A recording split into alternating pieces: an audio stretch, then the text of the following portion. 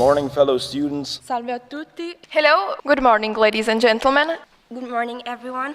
We are very glad to be here today. What's up, honored citizens of the European Union? Welcome, ladies and gentlemen. The European Union has always played a great role in the lives of the Hungarian youth, according to education, culture, and international relations. That is why we think it's important to discuss these subjects with the students of other European Union members here in Strasbourg. We should be proud that we are not afraid to use our voices to discuss topics that matter. They should always be heard. We hope that today's work is going to be fruitful, inspiring, and that we are going to leave the Parliament sure of the fact that we can change the world just if we dare to. Thank you. Dziękujemy. We believe that to achieve genuine freedom, one is obliged to be tied to social and democratic values. So, if freedom is our target and focus, Europe will continue to be a main reference to the rest of the world. Thank you all for your attention, and may Europe unite in achieving these goals of freedom and democracy. Nos grands-parents et nos parents ont connu la We experienced the border, we know what the border's like, we know what it was like during the Troubles in Ireland, and we're very worried that after Brexit we may once again find ourselves living in a situation of chaos. Now, of course, we respect the fact that everybody has their own opinion of the matter, but we're very pleased to be able to tell you our view today. C'est vraiment un honneur de pouvoir s'exprimer sur cette scène démocratique parmi vous tous. Merci.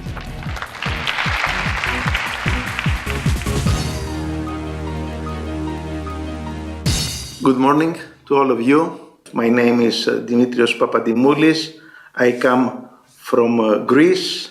I belong to the left political group, and I am Vice President of the European Parliament. Among my duties, among my portfolio in the European Parliament, I have the responsibility for the gender equality, diversity, the relations with the trade unions, with the Parliamentary Assembly of the Council of Europe, and also I'm a member of the committee who is responsible for the communication strategy of the European Parliament. I'm Eline from the Netherlands, and talking about actions of individuals, what's your opinion about the individual strike from Greta from Sweden due to global warming? You asked me about the global warming? There was a strike from a 15-year-old girl from Sweden, Greta, I don't know how to pronounce her name, and she had a strike for 2 weeks through the Sweden government because of global warming and her opinion of not taking enough actions about it. Yeah, I think that it's a very good initiative, and we need more pressure, not only from individuals, but also in a collective way from the civil society, from the trade unions, from the municipalities, from the regions, from the young people, because the global warming is a real threat for our planet, for our lives, for our health. In the last summer, as a result of the global warming, we had for many days during last July and August, higher temperature in Amsterdam or in Sweden or in Paris or in Strasbourg or in London than in my city, in Athens. And that is a peculiarity and a bad result of the climate change. So it is important to find ways to increase the pressure to the governments, to the Commission, to us, to the European Parliament, in order to do more. And it's important and urgent to do more because we have some big states in the planet, like the new administration of the USA with the President Trump, who are not participating in the implementation of the Paris Agreement, and they try to undermine the necessary global action against the global warming. So I'm very positive, not only to that example that you mentioned, but also I'm asking from you to take more initiative on that, pushing the officials, the governments, the institutions to do more. Thank you very much. Hello, my name is Raina from the north of Ireland, and I want to know what guarantees the European Union can provide for the people of the north that they'll maintain the terms of the Good Friday Agreement and withhold the process. Your question is about a very sensitive part of the negotiations about the Brexit. We are strongly and united in one issue, not hard borders between Ireland and North Ireland, because it is important to keep the spirit of the Good Friday Agreement and to increase all and to support all the efforts of the Irish people to stay united, to have trade, to have exchange of visits without hard borders. Because if you go to the borders between Ireland and North Ireland, you could find a lot of people, thousands of people who are staying in the one side and they are working in the other side. There are a lot of streets in which the one part is Ireland and the other is North Ireland. And in your country, there was a lot of tough situation for decades, and now we have some spirit of cooperation with a lot of challenges, a lot of dangers, and the huge majority of the European Parliament and the governments and the Commission are fighting in order to find a compromise for the Brexit with the British government in order to avoid hard borders. And I think that on that, it is important for the British government to understand that the 27 member states are counting more than the DUP, or the party of the North Ireland, who is supporting Theresa May's government. Thank you very much. Hi, I'm Teresa from Portugal, and my question is, do you believe that apart from all the advantages that a bigger European unification could have, there exists also a bigger chance of European countries losing their own cultural identities? I don't think that there is a danger to lose our identities or our culture belonging as member states in the European Union. European Union, it is not a mixture which it's creating as a machine, a melt between all that different languages and civilization. If you see the map, we have 28 member states. After the Brexit, it will be 27. In that, we have more than 70 nations. There are some countries in member states in which we have more than one nationalities and a lot of languages and dialects. The European unification process is based in the acceptance of that multicultural, multicolored reality. And we have to not only to respect that multicolored Europe, but also to increase the rights of the people who have different identity, different culture, different language. In the place that we are staying in now, in the place of the plenary of the European Parliament, when we are discussing and voting, we have simultaneous interpretation in 24 different languages. And that proves that the European Union respects fully the right of having different cultures, and there is no danger. I think that the bigger danger for losing our individuality and our culture comes from some global trends of some multinationals of Coca-Cola, of Facebook, of trends based in consumptions, than in the political institutions or the political processes than the European Union. There are some who are defending the destroy of the unification process, saying that there is a danger for the culture and for the identity or for the languages. I don't think that it's a real strong argument. I think that this danger is totally fake news. Thank you very much.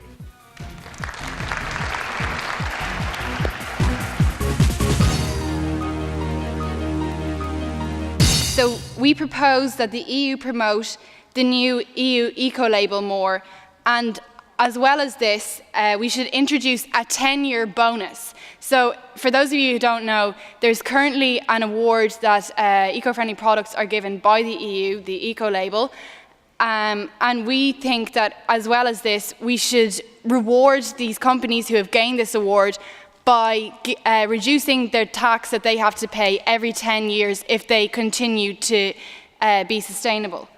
Another idea we had for our policy is that we should tax countries like China who violate environmental standards, so that products coming into the EU from these countries are not as ideal for consumers to buy, and that they will look towards eco-friendly products more.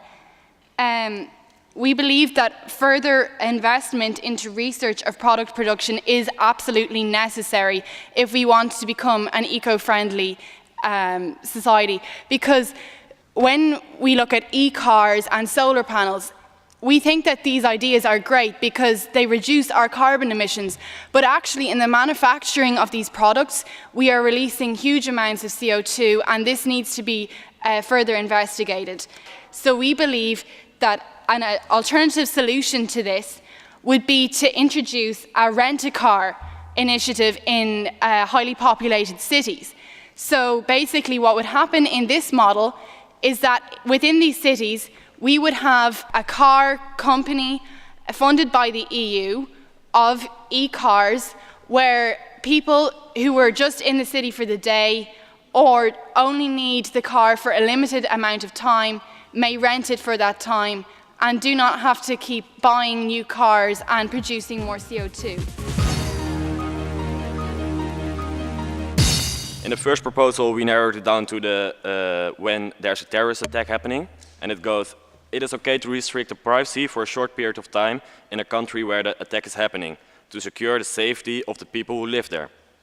The majority of our group was in favor, only if there's a special task force in each country which controls if the government isn't misusing our information. The second proposal is we need to check the background of people who want to travel to Europe and only check for crimes they might have committed. Also, the group voted in favor of the statement, and then we go to the the third proposal, and that went about the EU Parliament should be able to punish the countries who violate the rules through voting.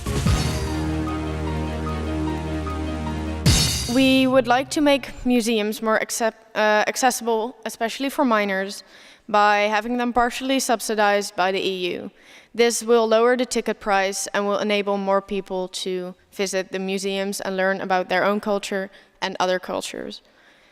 We would also like to introduce a mandatory program, probably incorporated in high school history or geography classes, not only high school but also things like middle school, because we want to start at a young age to teach young people about the importance of culture and cultural diversity in Europe. The second point we address is travel. We would like if the EU could provide funding for exchanges and scholarships across the European Union. This will enable people who may have lower incomes to travel to different countries and experience the culture firsthand. We would also like to have people from other countries visit maybe schools or other events for the people who can't go to other countries themselves due to financial or medical reasons. We felt that there is a need for a greater amount of education provided for people in Europe regarding the EU Parliament and what they do. Personally, I feel that there is a lack of this, and there should be a drive to promote and more money and funds put in to letting people know what the EU Parliament does, so that really they can have a more lasting impact. And one of the examples put forward was regarding Brexit as well. And this was that the Brexit issue was brought about by a lack of communication and a lack of knowledge. And now, post-Brexit, especially for me, people in Northern Ireland and the whole of the UK realise what the EU has, which is beneficial for us. And we feel that an increased amount of knowledge and education for people within Europe would really improve the efficiency of the EU and what they can do and the role they can play in our lives. We want community centres, more community centres. I think this has been done before in some countries, that there's certain community centres where refugees get to meet the culture, have some language courses, and also get in contact with locals. The problem with that is that there are not many locals willing to do this on voluntary basis. Like, we want to keep this on a voluntary basis, but we want to perfect it, and by pushing up the marketing of this and by better educating the people. This starts not only in school. I think a lot of young people are aware that those people need help, but I think our responsibilities is also to educate the older generations that there can also, we thought of doing like specific TV commercials, but also doing more, hence the bigger budget. So it all links together.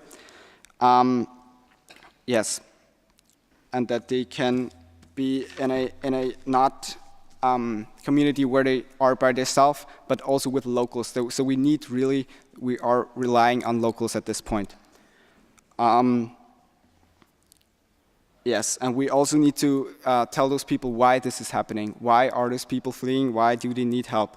So this is a very significant issue we have to address, and we're using the modern media. Furthermore, we are looking for a community, a whole European Union that works together, and hence we need a unified, a unity that people that come to, that refugees that come to a country don't have to stay in that country, but can further leave to other countries in the European Union. We should have an extended Erasmus program, which is now 3 to 12 months, but we should extend it to 2 years, so that we can further our education and have more connections in other EU countries, so that we could get employed there in the future. Both of these, we agreed, should be more commercialised, so that we should benefit from having them promoted on social media. For us as the youth in our EU countries today, we're more inclined to be using social media as our so that we'd be using it on our day-to-day basis, so that we could become more informed about them. Our last and final point was that schools and universities do not give us enough time to gather experience, but this was only found in some certain EU countries while we were in school. Therefore, we found that the European Union wasn't consistent in educating us in ways that we would get experience from working for businesses that would in the future want experience, saying whilst you were applying for a job they'd want 2 years experience, and us as the youth would not have that at all. So to conclude, yes, youth employment is a huge challenge in Europe today, and we decide our future. It is up to us to voice our opinions so that we today so like what we have today, and that we propose these types of topics so that we can so that changes can be made.